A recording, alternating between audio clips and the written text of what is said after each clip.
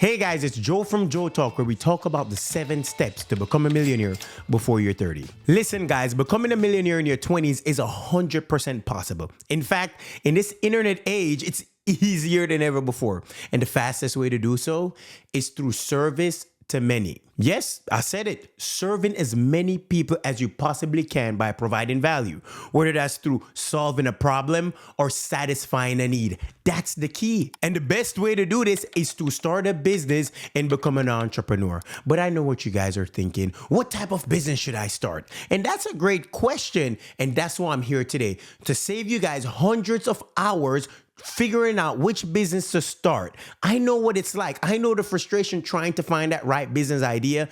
And today in this video, I'm going to share a simple approach that's going to help you choose the right business to start. And make sure you stick around until the end of the video, because I've got a bonus tip that's going to show you where you can find the best business idea, and usually it's right in front of you. All right, let's talk about passion versus need. And this is where a lot of people get stuck. You've probably heard the classic advice: start a business with something that you're passionate about. It will never feel like work. Sounds great, right? Now let's imagine I love playing piano, right? I'm passionate about playing the piano, and I've been playing the piano since I was a kid.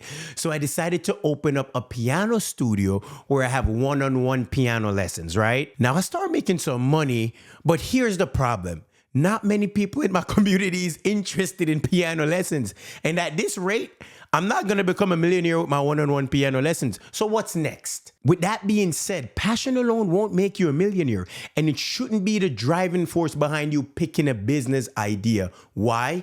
Because people don't pay for passion.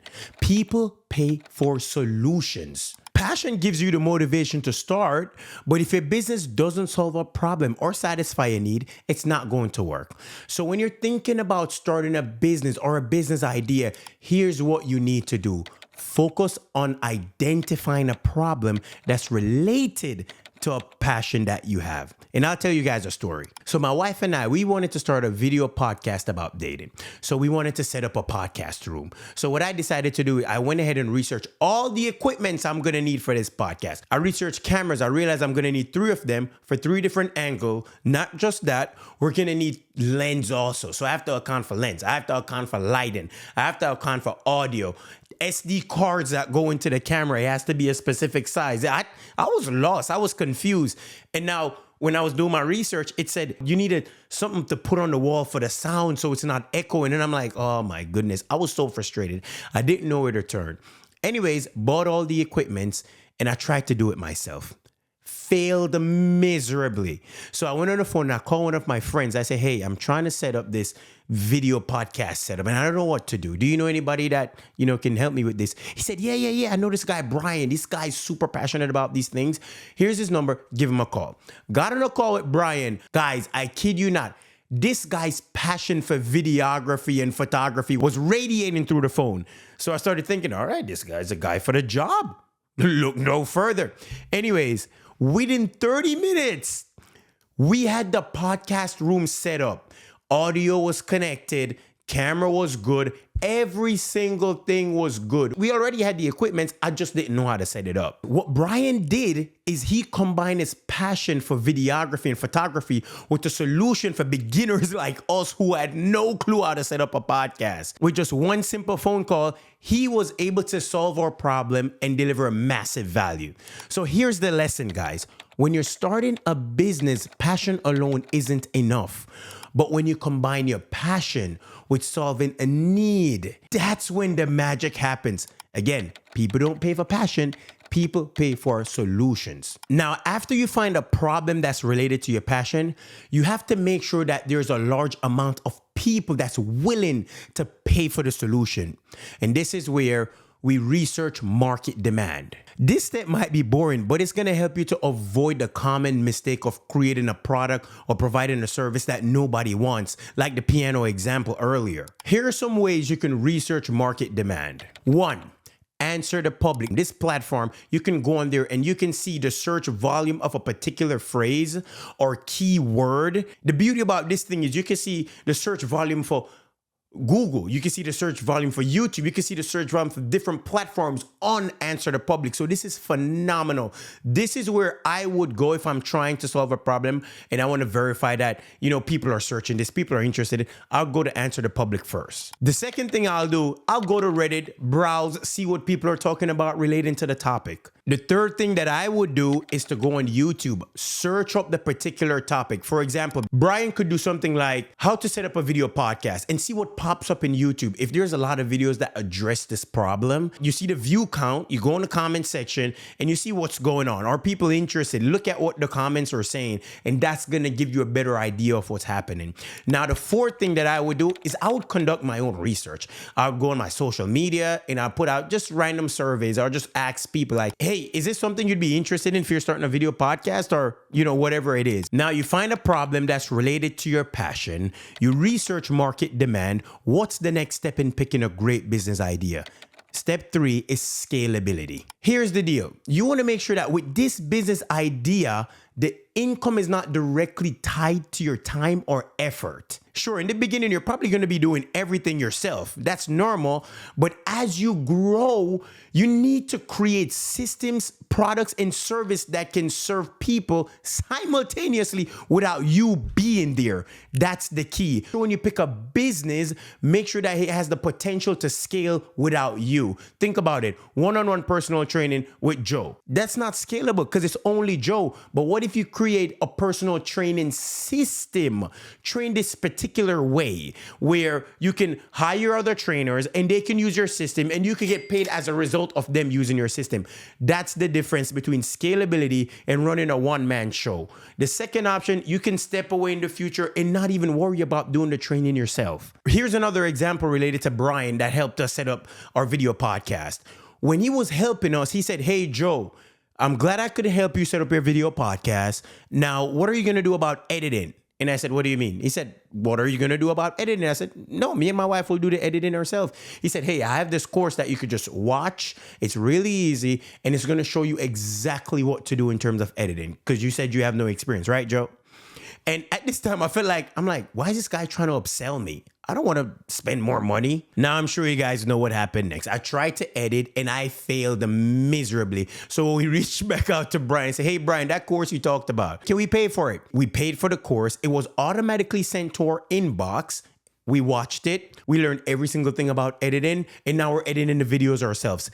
Isn't that amazing? What Brian did there, he accounted for scalability. He can send this course to anyone. He doesn't have to be there and he's going to get paid. That accounts for scalability. And that's a prime example of how scalability works. Now, here's the beauty about scalability. Let's say Brian sells his digital product to 100 people, $200 a piece. That's $20,000 you're making without having to have to be there. This is why you want to account for scalability when you're thinking about starting a business. All right, now that you've accounted for passion and need, you've accounted for market demand, you've accounted for scalability, what's next? You want to test and make sure that people actually want this product. So you want to start small. Whatever the idea is, it is imperative that you first start small, test it out. This is going to give you the necessary feedback you need just so you can make changes and improve the system before you go big. Small, then big. You don't want to go big and then fail. That's the idea with testing and making changes. And I'll tell you guys a story of what happened to me when I was trying to start my first business. I wanted to order some t-shirts for my customers. So I went on Alibaba.com and I searched up a t-shirt supplier.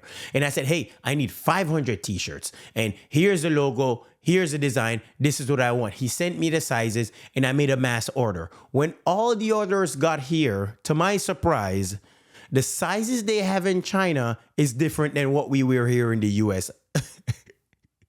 I had 500 t-shirts that couldn't fit anyone. 500 useless t-shirts. At the time, I paid $2,500 to get these 500 t-shirts. When you're starting out a business, that's a lot of money. In fact, I wasted $2,500. To this day, I still have the t-shirts. I haven't parted ways with those t-shirts because I keep telling myself, I have to find a use for this. Guys, This was in 2018. It's 2024 now, and I still have the t-shirts. That's how much that hurt. So that's why you want to start small and then test it out. What I should have did is I should have ordered a simple sample of each sizes, see what they're like, see what the quality is like, and then I ordered maybe about 100, see what it's like, test out market demand, see if people want to use it. And then after testing out market demand, I collect feedback from every single one, see what I need to pivot on. Once I made my pivot, start selling them locally, start small. Maybe you have 3 designs, see which one people likes more, right? After you see what they like more, you stick with maybe one and you go all in on that one. That's usually what they call MVP, minimum viable product, right? You don't want to spend a lot of money in this. When you're thinking about a business idea, you want to account for passion and need. You want to make sure there's market demand. You want to make sure scalability potential. You want to start small first before you go big. Those are the 4 steps I would take whenever you're looking for a business idea. And here's the bonus tip, guys. Sometimes the perfect business idea is right in front of you. Sometimes the best business idea is so close to you that you can't even notice it. And that happened to me. Back in 2017, after I graduated college, I was thinking, hey, do I want to go to grad school? Or should I start a business? And I said to myself, listen, what's there to lose? I'm going to start a business. I'm going to test it out. If it doesn't work, I can always go back to grad school and get a regular 9 to 5. So that's what I did. So I started my journey to find the best business idea. I was going to everyone and I was saying, hey, if you would start a business, what would you do? And they told me their idea. I'm like, yeah, I don't like that idea. And I remember at the time I was a sports coach, right? Because this is a job I had at this point 5-6 years where I was in college. And I went to the best sports coach in the company. We worked one day together. And I said, hey, Michael, I just graduated and I want to start a business. What do you think I should do? He said, Joe, you love doing this. You love working with the kids. You've been a sports coach for such a long time. Like, why wouldn't you do something like this? And I looked at him and I'm like, huh. I never thought about this. This is a job, guys, I've been doing about 5-6 years at this point. I started this job right out of high school, straight into college. And while discovering which business idea I should do, this thing was right in front of me the entire time. And so I went home and I did the research and I realized the company I was working for at the time, how much they were making. And I'm like, what?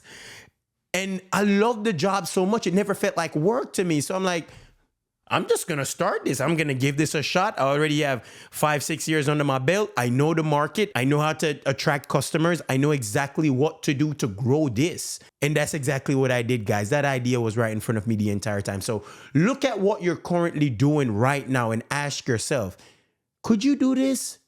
Could you give this a shot? And I know for some of you, it's an immediate no, but for the other half, really look into it and say, all right, where can I go ahead and execute this idea, this thing that I've been doing for years, that I've built credibility with, that I've had so much experience with? Where can I give this a shot for myself? Can I start a little smaller?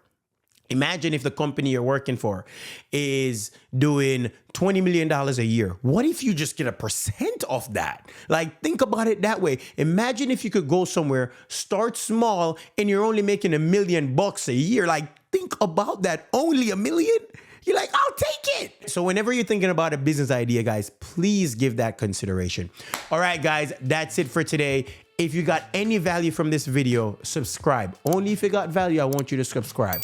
All right, guys, like and share a comment as well. Thank you. Bye-bye, bye-bye. Thank you. Bye-bye.